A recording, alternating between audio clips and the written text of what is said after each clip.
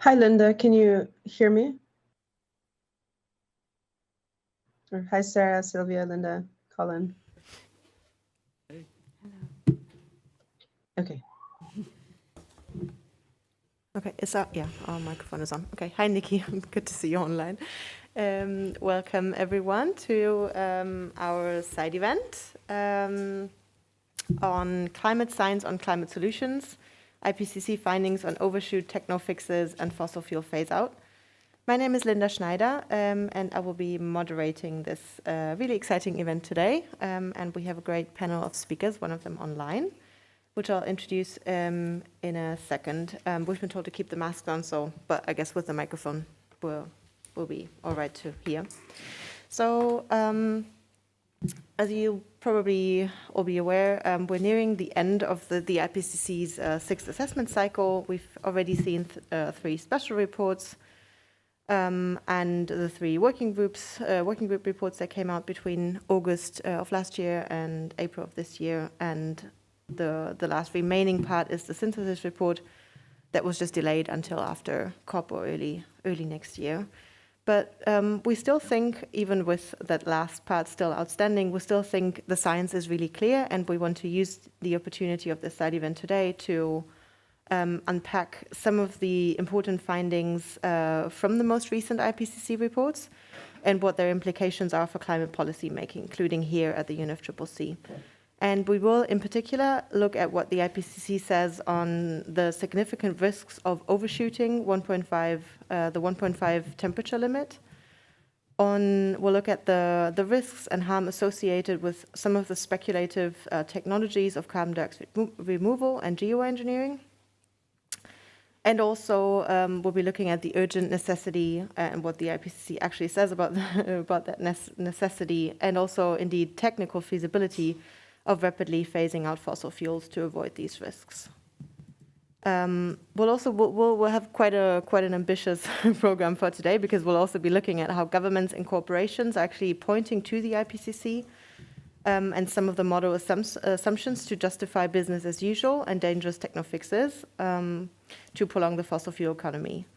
And as I said, we have a really great panel here today, and each of the panelists will explore a particular angle of how the IPCC science currently informs, but also misinforms climate policy, what some of the real-world risks are of these technofixes, what corporate interests are, and we'll also talk about what really needs to happen for the energy transition and a broader transformation towards a climate-just future. So on the panel, so I'll start by saying a few words, introductory words about the IPCC in a second, but then our speakers are Nikki Reisch, who's the director of the Climate and Energy Program at Center for International Environmental Law. She's online. Then we have Silvia Ribeiro, who's the Latin America director of ETC Group.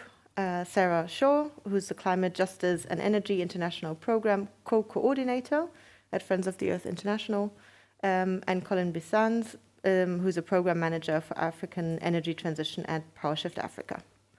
So that's the panel. And I'll just start by saying a few words, starting with the IPCC working groups 1 and 2.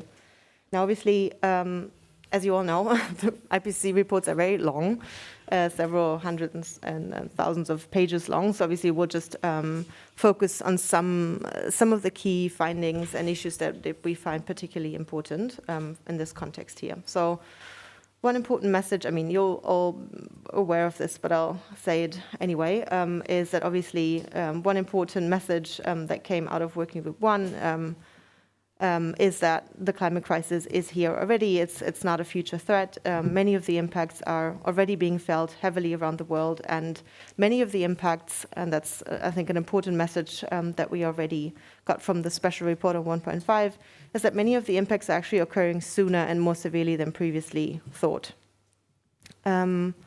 Also, every fraction of a degree of warming increases the risk of catastrophic climate events, as well as the likelihood of reaching and triggering tipping points in the climate system that will then accelerate the climate crisis. One particular message that came out of Working Group 1 is that they found that basically in virtually all emissions trajectories, the 1.5 limit will be breached between 2020 and 2040, and kind of most likely in the early 2030s. So we're really kind of that limit is not very far into the future anymore. So we're not talking about kind of end of the century, like everything is happening a lot sooner than we previously expected. So there really is no time or room left for any delays. And they also had this projection around about the world reaching even the 2 degrees limit kind of prior to mid-century, so in the 2040s or 2050s, depending on future emissions trajectories. Then just some key points from Working Group 2. So this is all kind of around focusing around the overshoot question and some of the geoengineering technologies that we find very concerning. So Working Group 2 then found, obviously, that losses and damages are already occurring and, again, will escalate with every increment of warming. And Working Group 2, spent some significant time dealing with the question of overshoot and really looked into those risks in more detail. And they found that, the strategy of temperature overshoots, overshooting 1.5 and trying to return to 1.5 or lower kind of levels of warming afterwards, would result in irreversible damage in that period of overshoot. It's basically comparable to, a trajectory of higher warming. And that is the case even if, which is in itself not a given and is actually rather uncertain, even if it was possible to return to 1.5 towards the end of the century or kind of after an overshoot. And why is that the case? That's the case because there is a growing risk of triggering tipping points and feedbacks in the climate system that would accelerate the climate crisis. This is they particularly mention high carbon ecosystems, for example, the thawing of permafrost or ecosystem, like forest ecosystem collapse and some other important kind of elements and potential feedbacks in the climate system. Another thing that actually Working Group 1 found was that also there are a lot of asymmetries in the climate system, like carbon dioxide removal from a carbon, like a climate system perspective or carbon cycle perspective. It's not a symmetrical thing. Adding a ton of CO2 is not the same as removing a ton of CO2. So even if theoretically you were able to reduce temperatures after an overshoot by removing large amounts of CO2, the result will still be a different, like it would not be as though you had never emitted that CO2 in the first place. And also many other climate changes would actually continue, like sea level rise. So it's not a machine that you can just turn back. And also obviously greater levels and longer durations of overshoot would require more CO2 to be removed from the atmosphere. And that's a very kind of dangerous gamble to be betting on such a strategy because it's really, really highly uncertain if that can even work. So Working Group 2 also looked at some of the negative impacts and novel risks posed by geoengineering technologies, and that's the case for solar geoengineering, but also they were looking at carbon dioxide removal, and they found that many of them may have devastating impacts on ecosystems and communities and are clearly not possible at the scales assumed in some of the models, actually in many of the models. And in particular, although that is true in a way also for carbon dioxide removal, but perhaps even more so for solar geoengineering, it does not address the root causes. It only masks the problem, and it can lead to a termination shock. So we're basically just suppressing, with solar geoengineering, we're basically just suppressing temperature rise. And if we were to remove that mask, there would be a sudden kind of increase in temperature and an acceleration of climate change. So against kind of that background of Working Group 1 and 2, particularly looking at the risks of temperature overshoot and some of these technologies, we would have expected the IPCC Working Group 3 to really kind of highlight strategies, mitigation strategies that can avoid these risks. But unfortunately, and we'll go into the why of that with Nikki's input in a minute.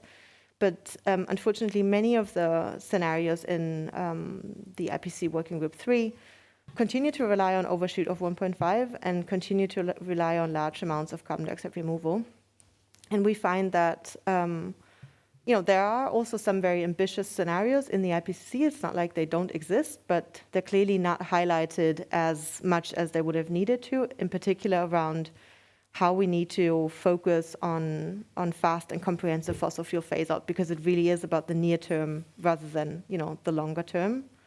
And this particular aspect was very clear in Working Group 2, for example, where where the IPCC in its SPM said that the magnitude and rate of climate change and associated risk depend strongly on near-term mitigation and adaptation actions. And it's really, it's like betting on overshoot strategies is both because of the technologies that would have to be involved, but also because of the, climate system and carbon cycle responses to it are just not a strategy that we should rely on. And yeah, so these are just some of the key takeaways.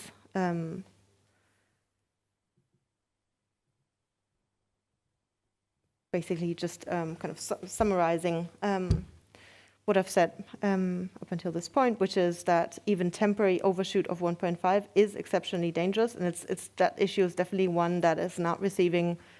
From our perspective, is not receiving enough attention. It's not discussed very frequently, and it's probably there's definitely not much awareness around this problem.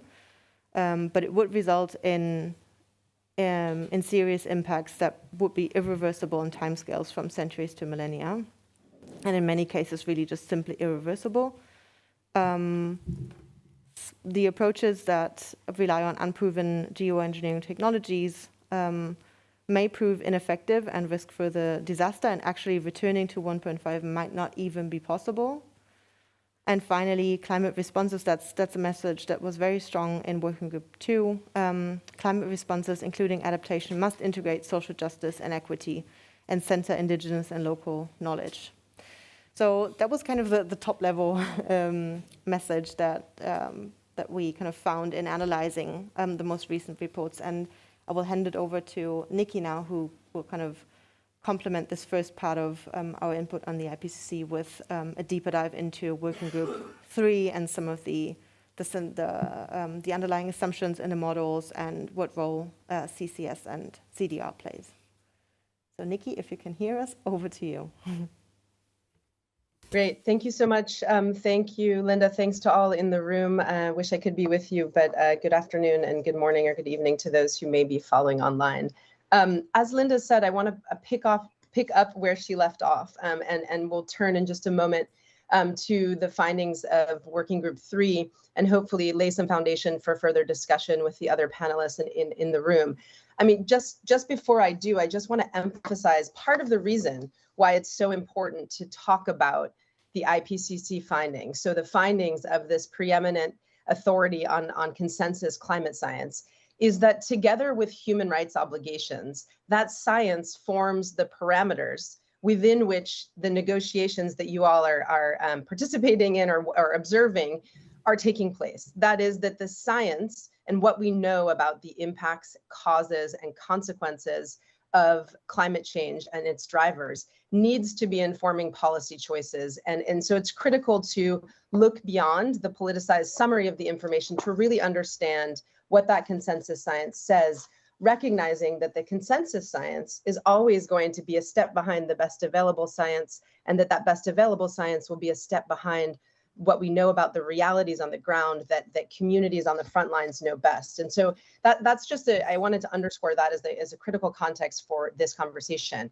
And so I'm going to try to navigate these slides through Linda in the room, and hopefully this will work this will work well. I will just pass on to the next slide just to say that much of what Linda discussed and what I'll be talking about today is covered in 2 analyses that CIEL and CIEL put out together. And so I would highly recommend that you look to those for more details and discussion. But as I turn to working group 3, where I'll turn in just a moment, and on the next slide, go ahead and I think there should be some more. Looks like the slide is not appearing properly. So unfortunately, it looks like something has happened with the bullets on the slide, but I'll go ahead and read them out in just a moment. But the key findings that Linda highlighted of Working Group 3 really do need to be understood against the backdrop that Linda has laid out of Working Group 1 and 2, as well as past IPCC reports, which made clear the realities of climate change, the overwhelming evidence and consensus that fossil fuels are the primary driver responsible for well over 80% and by the latest counts up to 86% of global CO2 emissions in the last decade alone, the dangers of overshooting 1.5 even temporarily, and the profound risks of relying on speculative technologies tomorrow to return temperatures rather than those measures that are available, proven, and deployable today. And that's the other part I really want to draw out of the key messages from Working Group 3 is that it's not just about what is causing the problem, but it is about the availability of known, increasingly affordable solutions like renewables and energy demand reduction that can and should be deployed. So those critical messages, the bullets on this slide would have said, echoing Linda, limiting warming to 1.5 degrees without overshoot is possible. And it's possible through rapid fossil fuel phase out and scale up of renewables and energy demand reduction. And that technical and economic feasibility is not what is keeping us from doing so. It is really political obstacles. We know that the feasibility challenges are predominantly institutional, meaning political and economic, the IPCC wrote, rather than technological and geophysical. The second key point, carbon capture and storage, as I will get into, is a costly technology unproven at scale that prolongs fossil fuel use. Technological carbon dioxide removal is risky, speculative, and delays climate action. And mitigation measures must be grounded in social justice and equity. And so I'm just going to pass through a few, and hopefully these slides will work, pass through a few key findings from the report and draw out some of the report's own information and graphics to make that clear. So on the next slide, it's clear from the report that limiting warming to 1.5 degrees with limited or no overshoot is technically and economically feasible, as I said. In this graph and the areas highlighted here, the C1 scenarios that are included in the IPCC's report make that clear. It makes clear that it is possible, that there are combinations of measures that can get us there. Next slide. And what is required to get there is rapid emissions cuts. And those emissions cuts can only be achieved through rapid phase out of fossil fuels. The modeled pathways that provide the greatest chance of staying below 1.5 degrees with limited to no overshoot require that emissions peak no later than in 3 years from now, this decade, and decline by a median and even more than 45% from 2019 levels by 2030. And again, these figures, as I'll get into, are just median figures, so that the what are often called more ambitious scenarios, but really more realistic scenarios that take into account the known dangers of overshooting require even faster phase out. And that possibility of staying within the danger zone, we're already seeing dangerous impacts, but staying under or to 1.5 is enabled, as I said, by these rapid emission cuts needed through fossil fuel phase out. Next slide. As the report repeatedly emphasizes throughout its chapters, phasing out fossil fuels rapidly is necessary to achieve that goal, and that it is possible. And it requires, as the IPCC says in clear terms, shifting energy investments away from fossil fuels towards low carbon technologies. It requires, not only halting new fossil fuel supply development, but phasing out, shuttering existing facilities. And there are numerous quotes, I've only included a few here, where the IPCC and the underlying science that's summarized make clear that existing fossil fuel infrastructure will burn through or push us past the 1.5 degree mark, and even 2 degrees if they're not phased out or shuttered early. So there's no uncertainty in the underlying science and what the the IPCC says about the central role of ending reliance on fossil fuels. We cannot avoid climate catastrophe without doing that, and doing that as rapidly as possible. Next slide, please.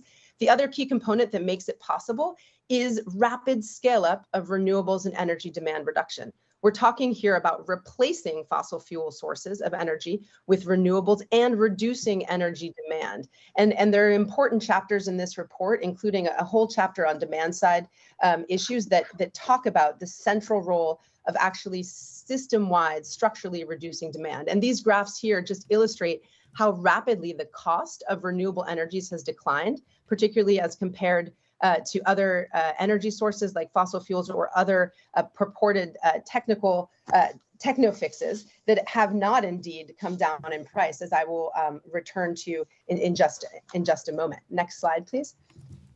That phase out of fossil fuels happens faster in scenarios that don't rely on speculative technologies like carbon capture and storage and CDR.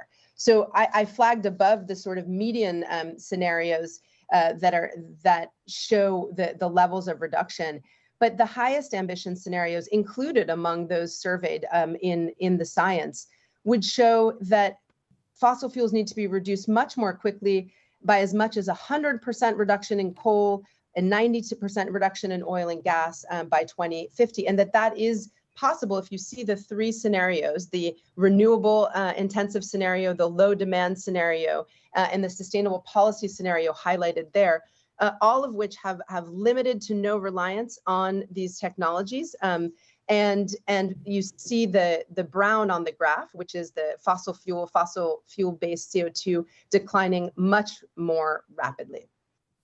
So next slide, please. So why, as Linda said, was this not first and foremost the message coming out of much of the coverage of the report? Part of that is due to the limitations built into the models that form the basis of a lot of the analysis that the IPCC is summarizing. And we see this graph and this slide really talk about what some of the built-in limitations and assumptions under those models are that skew the outcome.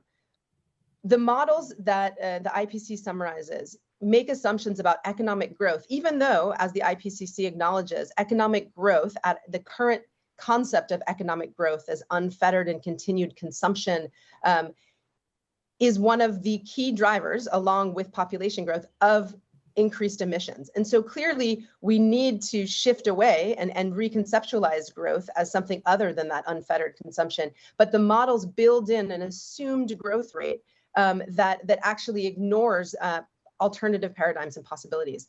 Critically, the models also, and I'm talking here about the integrated assessment models, those complex multifactorial analyses that are used to project emissions pathways.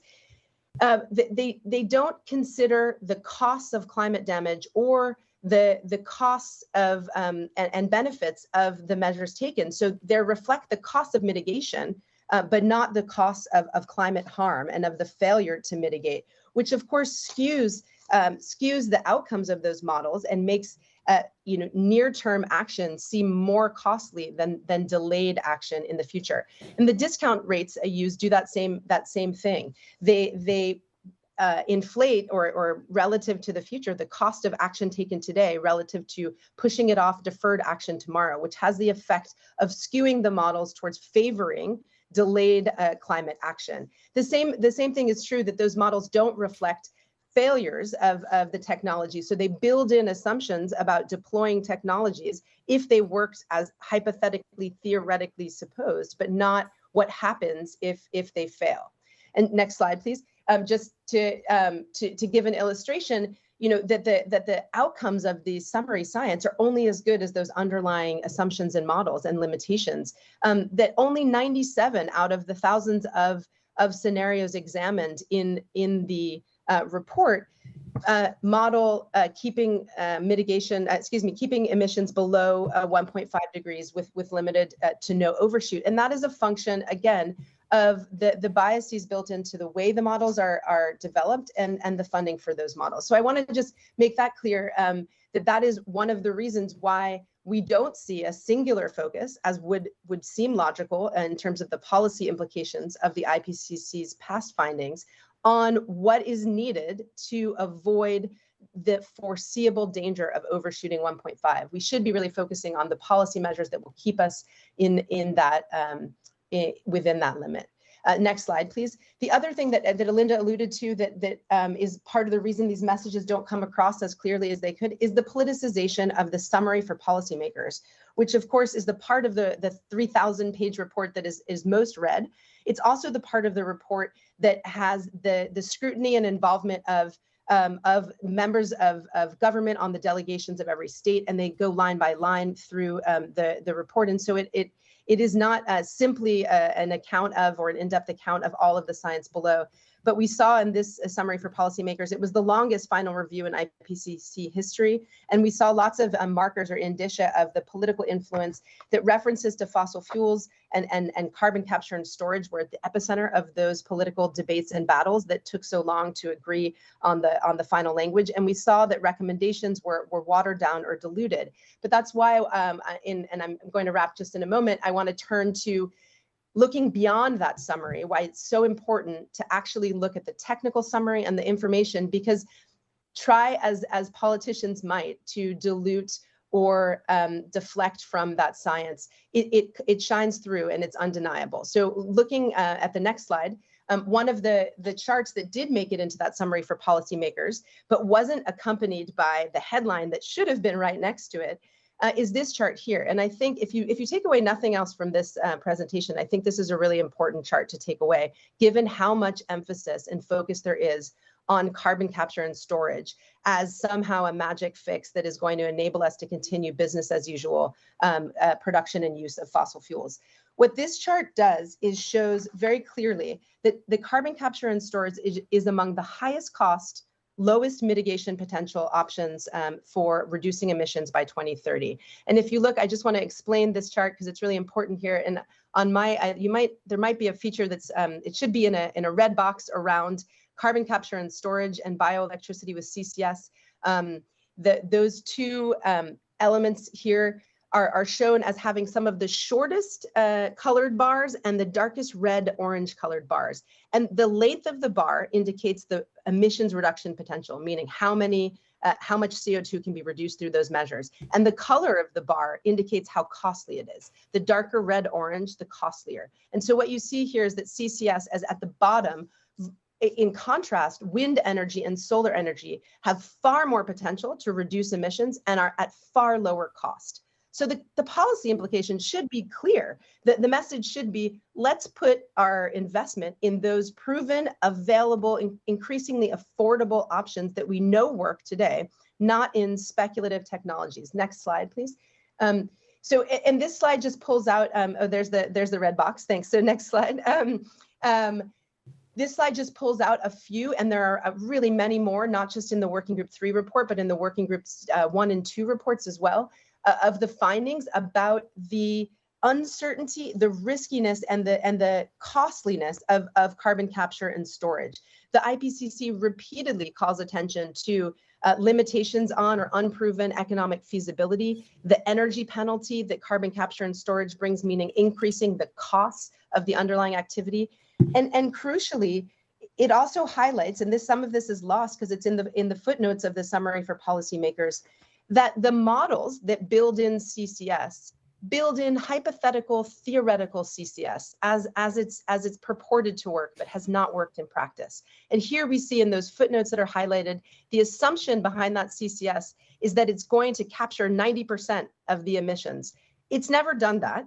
And in fact, we saw in the United States last year when the the Congress of the United States, there was a proposal to include a 75% capture requirement to be able to access funds for CCS. Industry balked at that, saying they couldn't meet it. Next slide, please. And this is my second to last one, so I know I'm over time here. The same is true if you look beyond just the summary for policymakers at the underlying technical summary, and this is why we went through and did this, that the IPCC repeatedly highlights the significant risks, as Linda said, of large-scale carbon dioxide removal to humans and to nature. It highlights the technical uncertainty and costliness of those measures, the large inputs from energy, land, and water that could result in food insecurity and land grabs. And it also clearly models and shows in those models how reliance on these speculative technology delays mitigation. It pushes off the reduction of any emissions into the future. And we know the consequences are dangerous and dire because those emissions are cumulative and the warming impacts and tipping points are happening now, not 20, 30 years from now. And crucially, I just want to highlight, and maybe if you click down the last bullet here, some amount of CDR will be required for residual emissions does not mean CDR is essential to climate mitigation. And I just want to underscore that because in many of the press coverage of the IPCC's report, the emphasis was, or the message was skewed to say, oh, the IPCC has said that CDR, carbon dioxide removal, is essential to climate mitigation. That's not actually what the report says and what the underlying science says. It may say that some amount of carbon dioxide removal, and chiefly ecosystem land-based carbon dioxide removal, will be required for residual emissions. That means whatever's left after we take the lion's share off the table by phasing out fossil fuels. And the final slide just brings us down back to the key point that Linda ended us on, that throughout all of the working group reports, and particularly working groups 2 and 3, the IPCC emphasizes that equity and justice and participation of indigenous peoples and local communities in decision-making about climate policy is critical to its effectiveness, and that those communities are knowledge holders and hold solutions without which nothing that's being negotiated there in Bonn or being implemented at the national or local level will be effective. Thanks so much, and my apologies for taking up more time than expected. Thank you very much, Nikki. I want to just briefly pause here maybe and see if there are any clarification questions, because we've talked a lot and trying to squeeze as much as we can into the 10 minutes each, I guess. Meanwhile, I'll just skip back to this one slide that shows our 2 briefing papers, just in case you want to go look that up. Is there anything, I mean, it's probably not all clear, but I'll just see if there's any. Yeah. It's not a question of clarification, it's a question in general for regarding the policy implementation. I don't know if it is the right moment to make it. I guess we'll open up for a broader discussion later on. I was just, if there are any like direct clarification questions now. If not, I think we'll wait until later. Okay. Otherwise, I'll hand it over to Silvia, who's sitting right next to me, who will talk a little bit more about, the risks of geoengineering, also kind of outside the IPCC. Is ready? Yeah. Okay, thank you. So, hi everybody, thank you for being here. And as Nikki and Linda was explaining, although this is not, by no means, is not the main message of IPCC, there is this advancing of geoengineering. Geoengineering is a set of dangerous, I would say, proposals to intervene. Right. Yes, next slide, please. Thank you. To intervene on land, ocean, and air, and they are ways of either theoretically absorbing, removing carbon from the atmosphere and burying or sequestering by sun winds, or to reflect the sunlight so we have less sunlight. So none of the geoengineering proposals that now are often called carbon dioxide removal or solar radiation management or solar geoengineering, none of them goes to the root causes. They just try to, theoretically, supposedly, to address the symptoms, some of the symptoms. In reality, what happens is that all these are basically risky technofixes for climate change. And we call them technofixes because none of them are enough developed in any sense to be sure that they will function. none of these proposals that we have even heard some here taken by governments or in the dialogues in this session has been developed at the scale needed to have any effect on climate change. Still, they are promoted like a solution, like an alternative, like something we need to have, but in reality, the uncertainties around these technologies is extremely high, to say the least, but they also have a lot of risk. So Nikki was mentioning, for instance, the three that are the most mentioned carbon dioxide removal technologies, which is carbon capture and storage, carbon capture use and storage, or direct air capture. And let me say that any of these technologies will end in some, if we take the carbon from the air, it has to go somewhere. So all of them, basically many of those ones trying to absorb carbon from industries or from the air will have to bury somewhere, and that is CCS. We heard a little bit before from Nikki.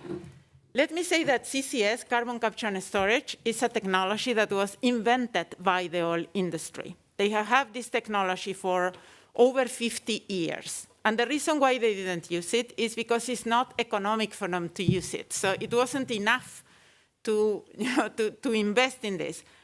And the oil industry didn't develop this for climate. They developed this called enhanced oil recovery to access deep reserves, because they inject the carbon dioxide with pressure, and it goes deep and push the reserves. So 85% of the installations we have today, of the facilities with so-called CCS we have today, they are to extract more oil. So we are in problems there. So just so you have this, general picture is, some years ago, the IPCC, before this report, estimated that we would need around 10,000 facilities with carbon capture and storage to have any impact on climate. So guess how many we have today functioning? Around 20. So it's just to give you this about what are we really speaking. Every time I hear this in negotiations, I really get amazed that we are discussing something that is so far away. It's like discussing a non-existent technology that hasn't been viable for 50 years, and suddenly now it will be viable, and it will be usable, and it will be enough grounds and enough everything, and everything will go together. This time, in very short time, to function. So when we do a full cycle analysis of these technologies, we will see that almost all of them has a wrong energy balance. That means that they will produce more emissions. And because of that, this is a technology that comes from the oil industry, and it perpetuates the fossil fuel industry. Because for them is to continue extracting more, and also, in this case, by changing the name to a climate technology, cash carbon credits, get public subsidies, and get a full convention of United Nations to discuss how can this technology be enhanced and favored. So this is not just about using the existing installations, this is about doing new facilities. So the communities that are today, impacted by oil, for instance, because they have oil drills or wells, they will have new installations close to these same places, and that will have new impacts on these communities. When we speak about CCUS, it's just about postponing the emission. It's like using the carbon for something that will re-emit it. So this is really should be on the table neither. And in the case of direct air capture, it is extremely, extremely expensive, and it's extremely energy demanding. So where will the energy come? If it comes from fossil fuels, it's not even an option to call it a climate technology. If it doesn't come from fossil fuels, they are suggesting to use nuclear. So this is promoting a new way of nuclear energy, other dangerous technologies. Or it will compete with renewables. And renewables are not enough for what we already need. So this is about, this. I think this gives us a good picture about what these proposals are. But just to mention rapidly others, they say, okay, but we have other technologies now that are being discussed. They are more nature-based, nature-positive, like, for instance, agriculture, like, for instance, algae, like trees. When you go to this, agriculture soils as carbon sinks, the uncertainties around that are enormous. They are not even proved that the soils can really retain this until they are in a smaller system, peasant managed and all that. And that is not about carbon soil. It's about a full system of livelihood, of food and everything. When we only see soils as a way of absorbing carbon, this will lead to more land grabs. This will lead to financialization of peasants and of our food at the end. And it's the same with algae. When the problem with geoengineering and these carbon removal proposals is that we are only looking at those like, it sounds nice. Oh, algae, that sounds nice. Huh? But large, massive algae monocultures, which is the proposal to absorb carbon, again, surrounded with numerous uncertainties. Nobody knows if they will really suck the carbon and keep it and go to the bottom. There is believe me, no serious studies about what happens in the bottom of the sea if there is such enormous amount of algae that are being sunk. So nobody knows. There is no studies about that. But we have already a growing movement from small algae cultivators and coastal communities of fisheries that will be impacted by this. So these are people that are already working on sustainable ways of absorbing carbon, and they will be displaced by these big monocultures. This is happening with many of these technologies, and all these so-called, I'm sorry, but when you hear nature-based, just think twice, because this is about threatening biodiversity, food security, livelihoods, indigenous territories. Okay, I will make it shorter, Linda. Don't worry. Next one, yeah. This is the other side of these geoengineering technologies is this solar geoengineering, which is absolutely not developed, but still they are pushing for it. Already they are pushing for it. Why? Because because all the others won't function. So they say, okay, when all this doesn't function, we will have, the temperature will continue growing. Okay, then we will have this shield, which is to try to reflect the sun back to the space. This could be even more dangerous than anything before. It's so dangerous and it has so many risks and so many uncertainties that IPCC didn't want to incorporate it in any scenario, so it's not there. Still, there is a lot of push for this.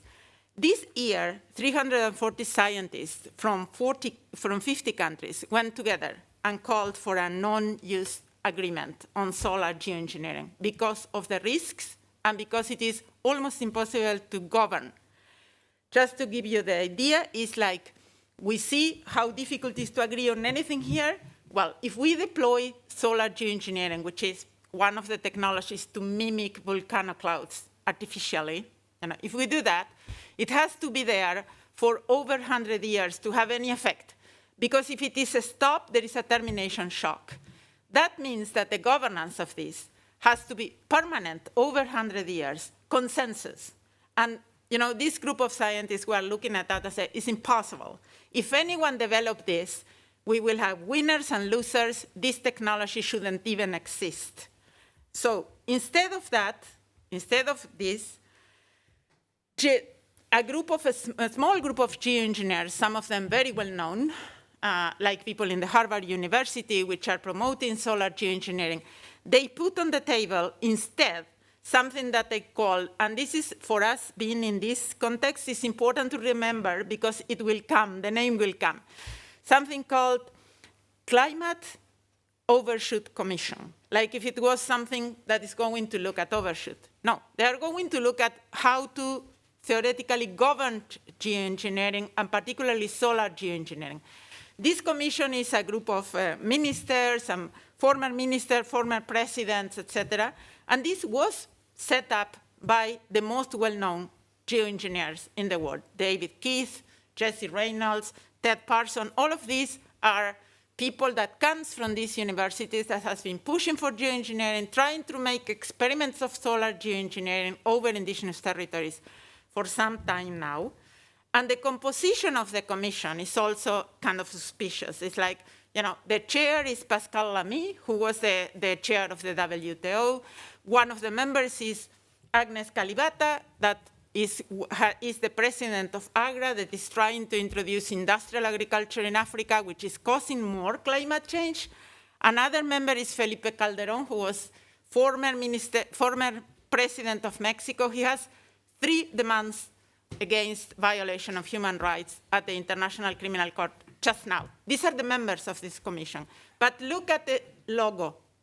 This is done to make people think that this is connected to the UN. So it will be associated with the UMCCC. So, I finish now? Basically what happens is that these technologies, like Nikki and Linda was explaining in the framework of the IPCC, what they are really doing, they are not going to help overshoot because they are not even developed. They are in existence. Say that we here in this room, we say, oh, maybe they are good. They are not there. So this is an illusion, and this is a really dangerous illusion because it's using the little time we have to go and support real technologies.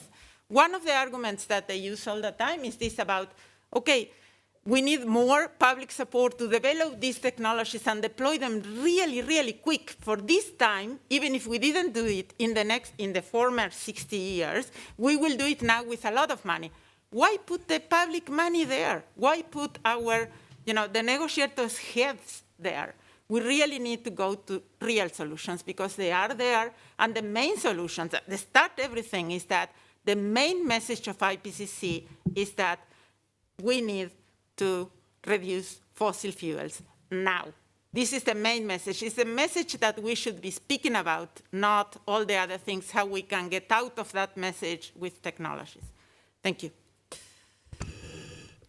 Thank you very much, Silvia.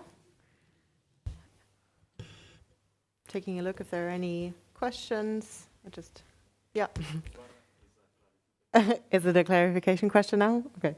Actually, I just to have an idea how solar geoengineer eventually is hypothesized to work. So you mentioned like the volcano cloud, but to have a more clear idea. Yeah. Do you want to respond? Yeah, well, the theory is that they will, for instance, the most studied one, developed one, which is stratospheric aerosol injection, is called so. It is imitating volcano clouds. So it will be on clouds that are already there, inject sulfides, probably, or other substances, and then make them reflect the sun. But if they, to really, any geoengineering technology, to really have an effect, it has to be deployed on really large scale. And to make, for instance, this over the Arctic, which is one of the things, that will cause disruption of the monsoon in Asia and severe droughts in Africa. And the proposers, the proponents of these technologies, they come with a lot of other technologies to compensate this, or they say it will be like this commission, the Climate Overshoot Commission, it is called a risk-to-risk commission. They say the risk of climate change is even worse. So of course, this has a lot of risk, but it's better than, it's less people. There is a lot of things we can explain about that, but basically it's about how to reflect in back light. There are proposals to cover the Arctic with artificial glass beads to reflect the sun. There are proposals to brighten marine clouds with salty water, so they are more brightening and reflect the sun. So it's all about how to reflect the suns. Thank you. Okay, now that we've talked about questions of overshoot and technofixes in the IPCC and also in kind of what their real-world impacts would be, we'll now turn over to Sara from Friends of the Earth International, who will talk a bit more about kind of the corporate angle of these things, how how corporations and some governments are now pointing to the IPCC to justify business as usual, and particularly in the context of their net zero schemes that detract from proven solutions and pose new risks. So, Sara, the floor is yours. Thank you. Can everyone hear me? Can you put the last one? Perfect. Sorry, I don't have any slides for you, I'm afraid. Closer? Better? Yeah. Okay, great. So I'm Sara Shaw from Friends of the Earth International, which is the world's largest grassroots environmental and social justice federation with groups in 73 countries across the north and the south. And as Linda said, I'm going to look a bit more at the corporate angle in terms of how there is a move towards these relying on the idea of overshoot and relying on the idea of technofixes in order to basically prolong the fossil fuel economy. So I'm going to zoom out a bit, be a little bit less IPCC focused. And I think the first thing to say is that this isn't something new that's come about with the IPCC report. It's an existing trend. Many governments, particularly in the global north, many corporations have for many years been relying on the idea of either land and nature-based removals or some of these techno-fixes as a justification for continued fossil fuel use and expansion. And we've seen this coming out of net zero targets and plans from both states and companies. It's been a reality for some time, that's not new, but there is a danger that particularly the Working Group 3 mitigation IPCC report is put into service of this narrative. That's highly concerning. And I do think that when we understand and when we identify who's behind the push for overshoot and removals, we understand better why it's a terrible idea. So I would say it's very much a part of the playbook of corporate fossil fuel interests and the governments that enable them. So, over the decades, we've seen initially a denial that climate change is happening at all, then a denial that it's a result of human emissions, then a suggestion that climate change won't be that bad, might be beneficial, then it's going to be too expensive to wean off fossil fuels. It's just too costly to do. And now we see things like net zero and overshoot. They're the latest ways, essentially, to distract from the job of an urgent, fair fossil fuel phase-out by suggesting that we can keep going, as we go along, and then we can rely on this massive and unprecedented scale of carbon removals in the future.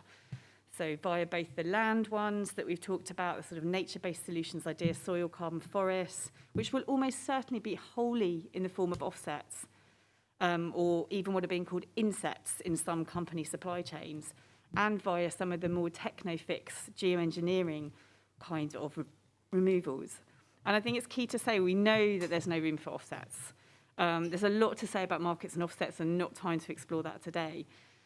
But the focus on CDR via the net zero plans is a smokescreen that allows big polluters to keep pumping oil. So last year, Friends of the Earth International with Corporate Accountability and Global Forest Coalition looked at some of the corporate net zero plans that were around.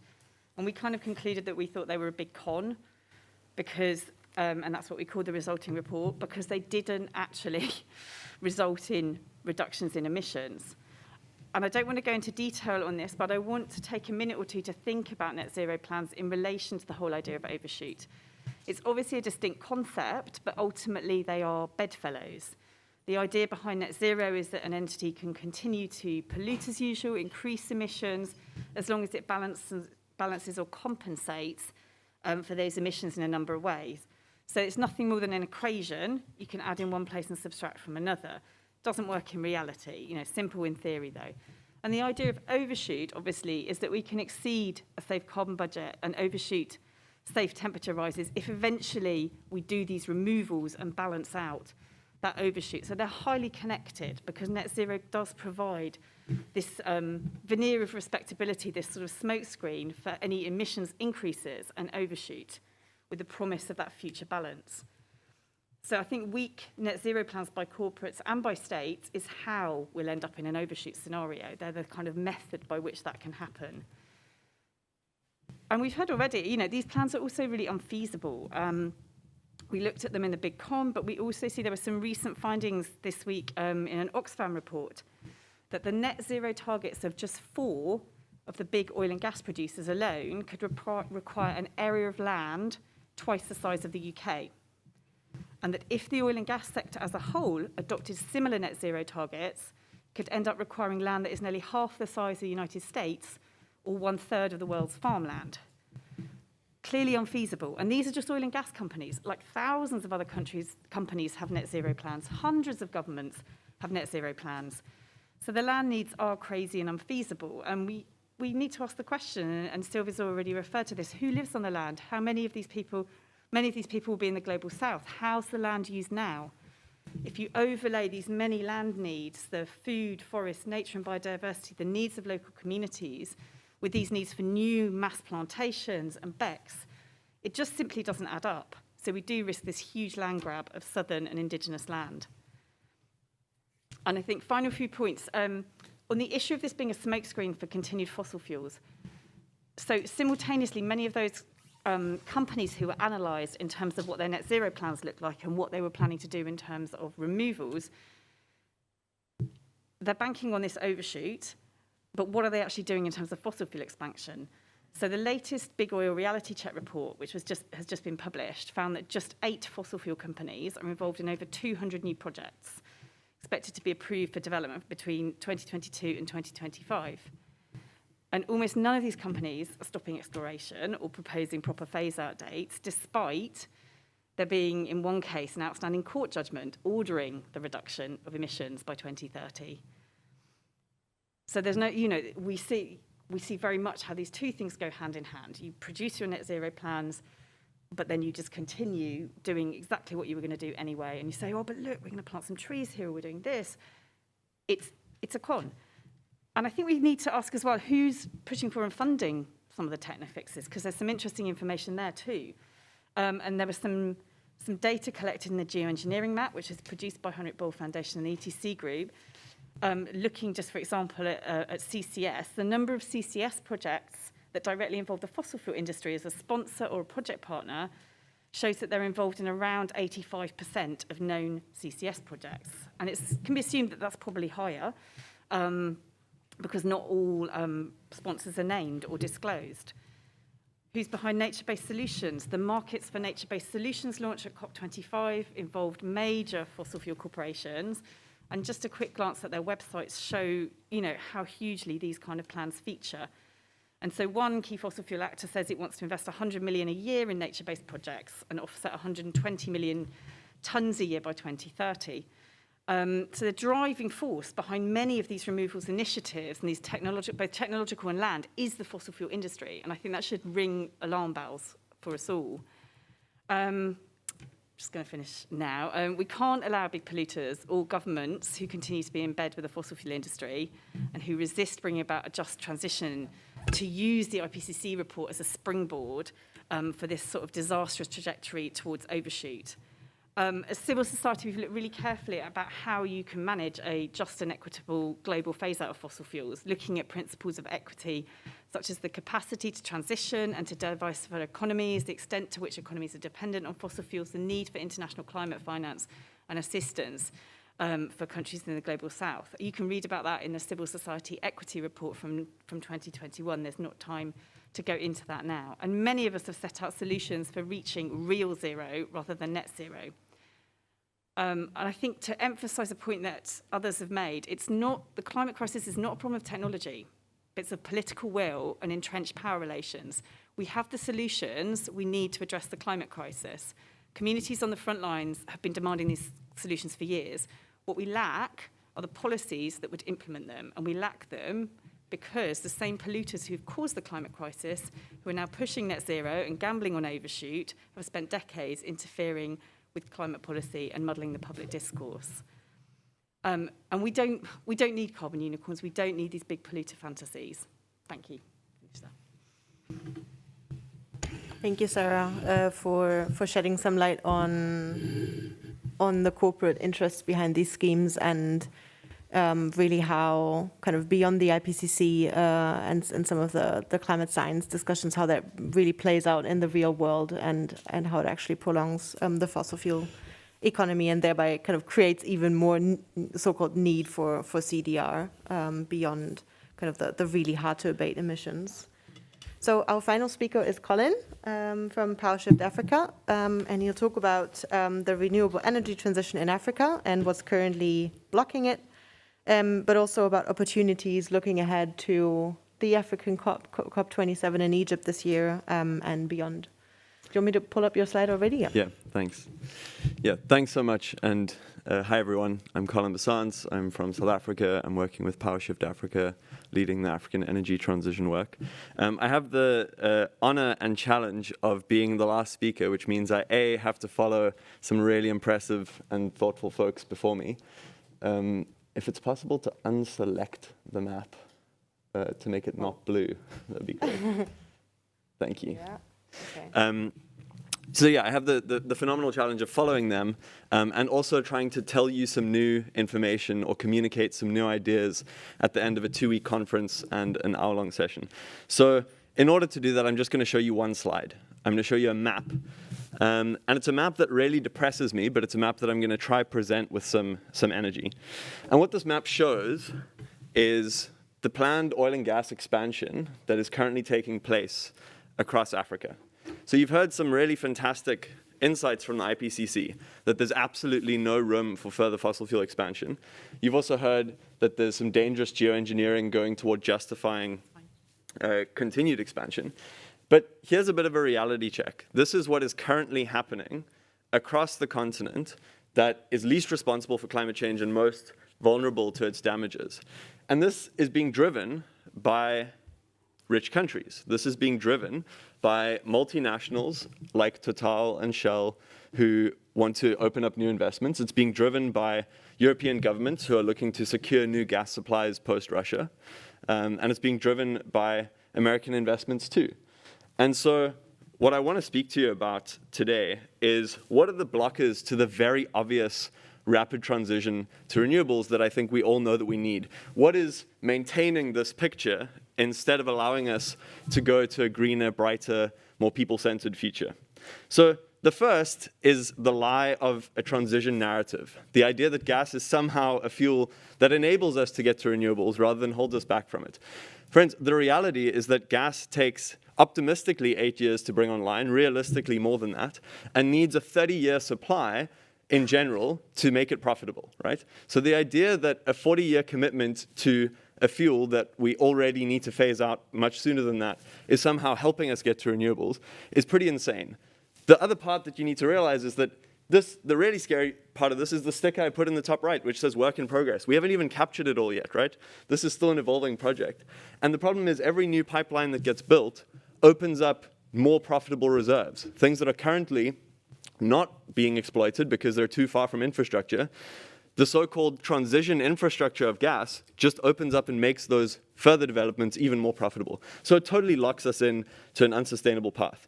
And the really crying shame here, and to be honest, disgusting dishonesty, is the idea that the energy access crisis in Africa, which is so stark, should be a justification for this expansion, right? Renewables are things that we can bring on in a matter of months. They're a thing that if we're serious about investing in, we can start building tomorrow. The technology is there, they're being produced. All we need to do is meaningfully commit to those investments and those plans.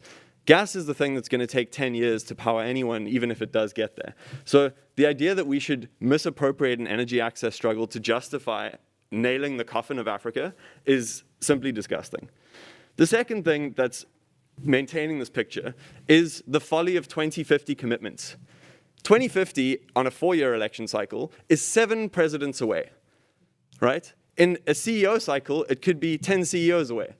Now, if my boss told me that I need to produce results, and I told him, well, don't worry, I'll have them done 7 employees later, the replacement for my position, and their replacement, and their replacement, and their replacement, they'll get the report to you, don't worry, it'll be done. I think I'd lose my job pretty quickly. But somehow we're accepting 2050 commitments when it comes to the fate of the world. We're not expecting people to deliver clear plans and action for what changes tomorrow. We're just allowing people to give us a placation, a soothe, a hope of what might be the case 7 presidents from now. And that's just simply not enough. What we need to know is how are we bending the curve? How are we preventing this dangerous expansion from happening tomorrow not how will we net things out 32 years from now, or sorry, 28 years from now. The third thing that's really holding us back is this geoengineering narrative that you've heard a lot about here. Now, what's scary about the geoengineering lobby is that despite the fact that most of geoengineering's effects will hurt Africa the most, because just as we're vulnerable to climate damages, we're vulnerable to all of the potential damages that could come with acid rain that comes from sulfites in the atmosphere and totally altered weather cycles. What the lobby is selling to African governments and African people is the idea that actually geoengineering is the only just path forward for Africa, because we're the ones that are going to be hardest hit by climate, and so we should be the ones that have the biggest stake in the geoengineering folly that will try and prevent those climate damages. And so the idea that somehow the country, the continent that will be most affected by it, should be the ones to be the early investors in geoengineering technology, should be the ones to allow dangerous geoengineering experimentation, because somehow, you know, we're the ones that'll need it the most, is honestly insane. But this is what the lobby is doing, and this is the narrative that's out there. And the last is this concept of the right to develop. And I think it's important to note here that Africans do have a right to develop, right? And Africans are right. We are right when we call out the hypocrisy of the West and the hypocrisy of rich countries. Countries that have developed off of the back of fossil fuels, which tell Africa to keep it in the ground. There is genuine hypocrisy there, and we do need to call that out. But that hypocrisy cannot be a justification to make the same mistakes. That hypocrisy cannot be a justification to choose a development path that will seal our own fate and the fate of the world. And that hypocrisy cannot be a justification to leave behind the hundreds of millions who do need energy access tomorrow, but won't get energy access tomorrow from continued fossil fuel investments. And so on all levels, there are these narratives being pushed by various vested interests, which distract us from the one very simple truth and the one very simple solution, which is that we actually have a technofix. We invented it quite a long time ago. It's called renewable energy, and it's available already. And our continent has some of the best potential for it. And so in reality, we just need to cut to the chase. What's holding us back is not a lack of technology. What's holding us back is a set of political interests and elite captures, which are interested in keeping things the same or making them worse. And if we're not willing to call that out, if we're willing to pretend in these negotiations like that's not the case, then this is the picture that we'll have going forward, and it will only get redder. I'll end it there so that we can have some time for questions. Okay. Thank you all for staying with us. Yeah, so we have about 20 minutes left, but we'll open for some questions or discussions.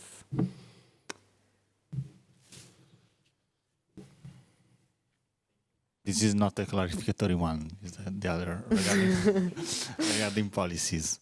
Now, actually, thank you very much to all the speakers, because I think that you give us a very, very interesting point of reflections.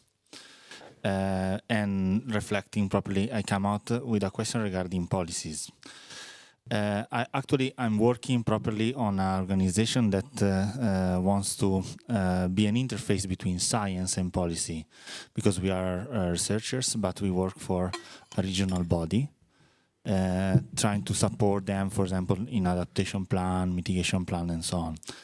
And to my experience, the very problem that we have with the policymakers is that, and also on the other side with the scientists, is that maybe we scientists, because I'm coming from a scientific background, we think that it's extremely important, the data, no? The information. But finally, we led in having the decision maker that want to see the solution. And so, before we were mentioning about the lobbying capabilities of like the dark side of science, no? And also for carbon capture and storage, I saw this dark side of lobbying in practice.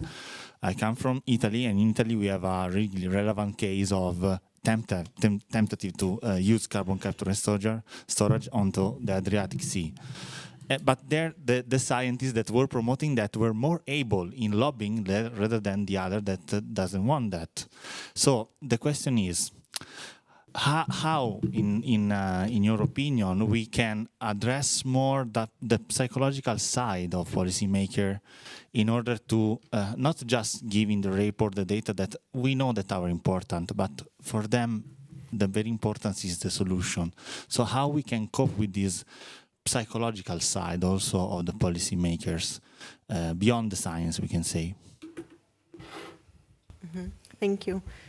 I suggest we just collect a few more questions, and maybe you can say your names, where you're from. Sure, Liane from the Heinrich Böll Foundation. Hi, thank you very much for the presentation. I was just wondering back if you guys could relate, what you presented here a little bit back to the ongoing negotiations.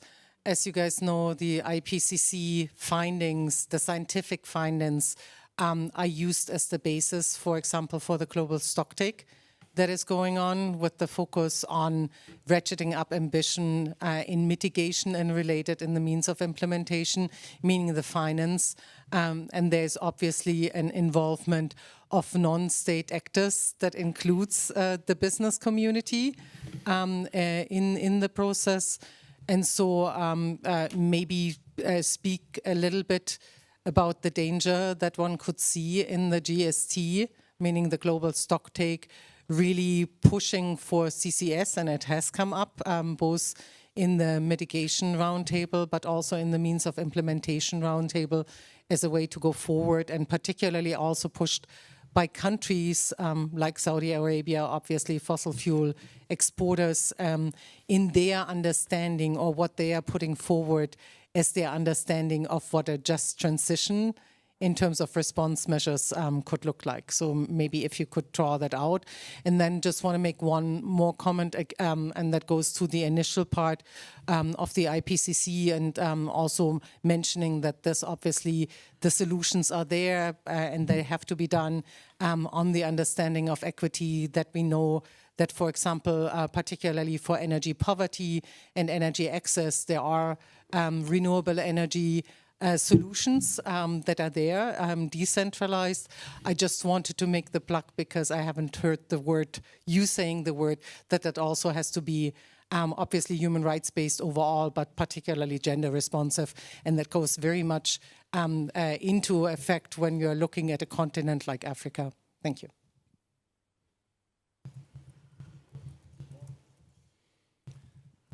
Hello, my name is Günther Herrmeier. I'm working with NIRS Washington and Uranium Network in Germany. And there are quite a lot of persons of my generation, in not only in Germany at the moment, that are asking themselves, what did we do the last 40 years in connection with what's happening at the moment, like LNG terminals, for example, so the Green Party changing into an olive green party and all this stuff. And the IPCC report, also from our point of view, is used from the nuclear lobby, for example, to try to put nuclear in a place that it could be a solution to climate change. And that would be my question, if you are also can overlook, or if it's really mentioned in the IPCC report in that way, that this nuclear lobby is using it.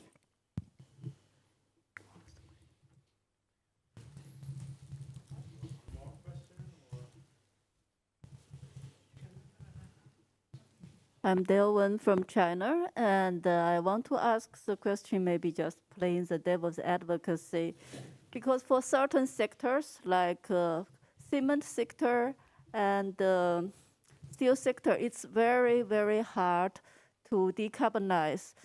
It's essentially CCS is the only possibility right now, the technology. So why are we against it? Can we really imagine a world without cement? And also, on the other hand, why don't we have enough confidence in renewables? I think fossil fuels with CCS cannot compete with renewables if we really have confidence in their technology. But so why are we blocking CCS? Basically say, how are we going to decarbonize sectors like cement and steel? Not possible with renewables right now. That's a reality we have to face. Thank you.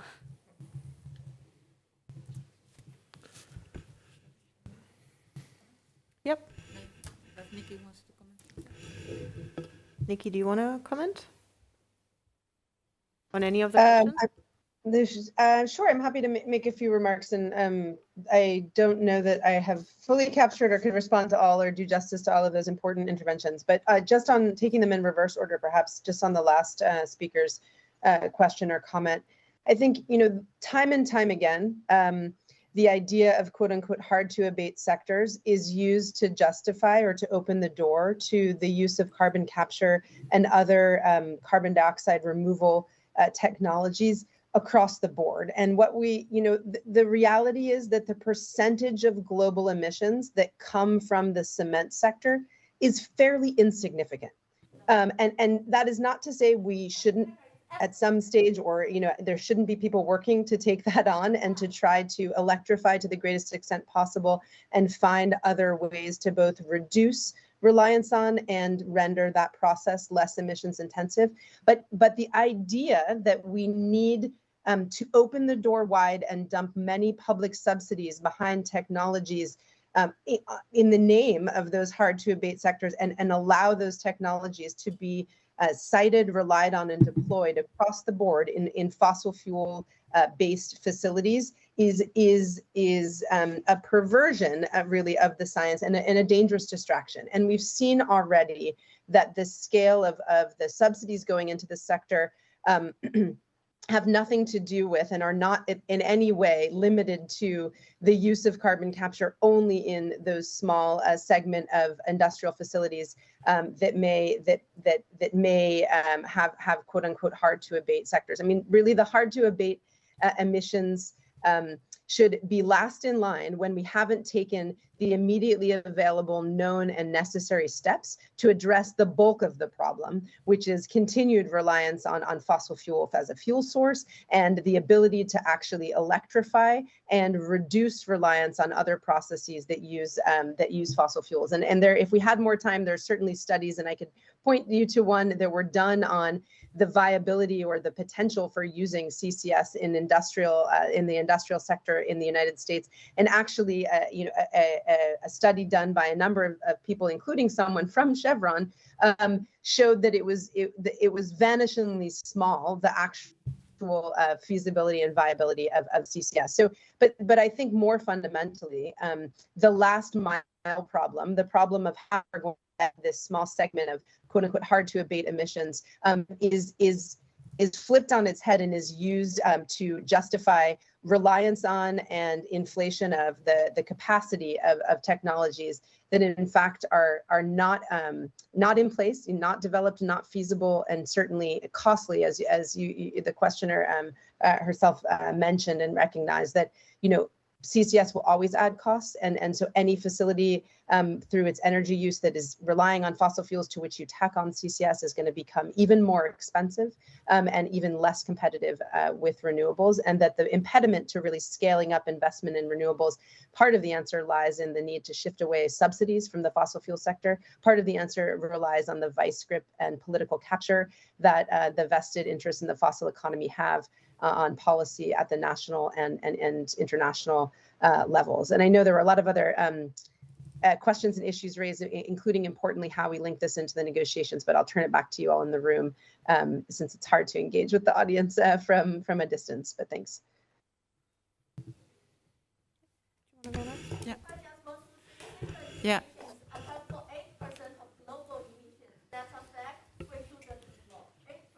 No, don't give her that. Okay, I continue. Thank you for the questions. I wanted to address a few of your questions. The first thing is that all these technologies proposed, even whatever CCS and all that, is basically, I have to say, I am from Latin America. I live in Mexico, and this is to maintain that, you know, the historical consumption of the richest people in the world, whatever they are, also in the South, there are very rich people. So, for instance, the Tyndall Center, Kevin Anderson from the Tyndall Center on research on climate, he made this calculation that if the 10% richest population of the world would have an average lifestyle as an average European, not Latin American, African, or many in Asia, then greenhouse gas emissions will go 30% down every year.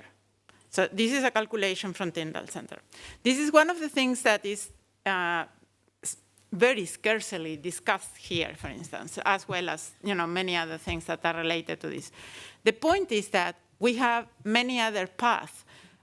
I think that the most important thing we want to convey here with this panel is to say that we are really in a dangerous situation, and because of that, we cannot go with all these technofixes illusions that they are presented to us as, okay, we can get out from this one too by increasing our emissions, but trying to, you know, compensate them or offsetting them or, you know, absorbing them. The first thing we have to say is how we're going to reduce them.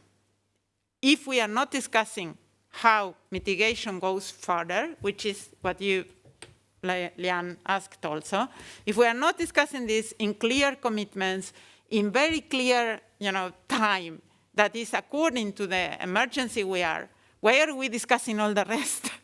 You know, because this is what comes first, and it comes first for a very small part of the population of the world, I have to say, because for most of the others, like Africa and many others, that is not really the issue. Africa is not even, you know, is really responsible for a very small part of emissions. So on one hand, I wanted to bring this back, but also when we speak about alternatives, we have been speaking about renewables here. Several of us mentioned that. I want to mention that even today, small agriculture, small systems, I mean, systems of small food providers, they provide the food for 70% of the world population. They may not provide enough because they have too little resources. They only use less than 25% of the land, the water, and the resources. And still, they reach to the equivalent of 70% of the world. Industrial agriculture, the industrial food systems, according to IPCC, is responsible for about 37% of the greenhouse gas emissions. That is over a third of all the greenhouse gas emissions. So we have a very clear target there. We could be targeted on that, enhancing the small, diverse, localized alternatives on food production that will absorb more carbon in a good way, but also give work and, you know, welfare to many, many more people. So there are many solutions we could go instead of these technofixes. I will leave for others to respond. Just one thing is about this. Someone asked about this nuclear thing. It's true that the IPCC has incorporated nuclear as it has incorporated other technological proposals that are risky and dangerous. My question is, do we really want to go there? Do we go to Fukushima? How many Fukushima, how many Chernobyls, how many 3 Mile Island do we need?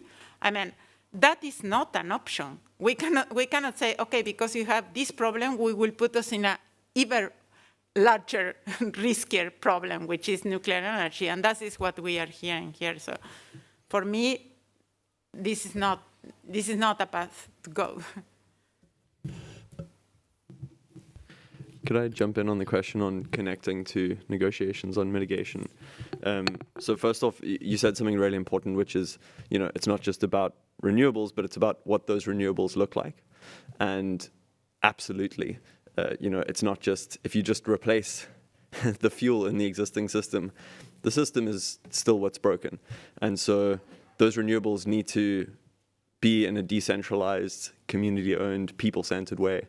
They need to be rolled out in a way that centers the needs of communities, that puts ownership back in the hand of people, that focuses on women and what they're facing on the front lines of extractive communities because they're disproportionately bearing the brunt. And so I want to connect that to what we call for in these negotiations, because the problem is the mitigation agenda for so many years has been framed around reducing emissions, which leaves absolutely no space for a continent that only has a couple major emitters, but doesn't yet have a developed energy system to speak about how it leapfrogs. We currently don't have a way within these negotiations to speak about the incentives and the importance of creating assistance for leapfrogging fossil fuels altogether. And that's why in Glasgow you saw an 8.5 billion deal announced for South Africa's transition from coal, which, yay if it's used well, boo if it's what's going to probably happen, which is transferal of money to a gas boom. But putting that aside for a second, the reason South Africa can attract those deals is because South Africa is it's a top 20 emitter in the world, right? And our mitigation framework in here privileges those countries to attract more investment. What happens to the other 14 countries in SADC who aren't yet major emitters? Do they need to become major emitters in order to attract investment? I hope not. But at the moment, that map that you saw of the expansion of Africa, that's what we're telling people is their best path to attract finance. Because the more they expand their fossil fuels, the more money there is available to help them transition somewhere down the line. What we don't have is a way within this process to question the path that people are taking from the outset. Our whole transition narrative is framed around the idea that you already have a fossil fuel system. And so what I want to see happen in the lead up to COP27 is bold calls from African governments for 100% renewable energy plans with actual processes of how they want to achieve that, and real support from the rich countries to commit to abandoning continued investment in the problem and commit to supporting real African priorities in a future. Because at the moment what's happening is rich countries stall on climate finance year on and year on, such that eventually when they offer crumbs, they get to dictate the terms. And that's the thing, we've allowed rich countries to get away with absconding from their responsibility and delaying to the point where when they eventually offer a couple billion in a problem of the scale of trillions, they will dictate how that money is used. And so the two-pronged approach is the work we have to do in Africa that PowerShift Africa is working on and that many fantastic organizations are working on, is making sure that those African plans and demands for what an African transition looks like are there. But then the work that needs to come from the international community is to stop that red expansion and to meaningfully invest in an alternative energy vision and an alternative development vision. Because continuation of the neo-colonial extractivism with a new energy source is not going to be the way forward. You can have a final word if you want. I don't think I have much more to say on any of the questions. I guess I feel like, we haven't talked as much about solutions here today. Like we've talked about it a little bit now, but I think all of us do believe in these kind of real solutions, people's solutions for real zero, not for net zero.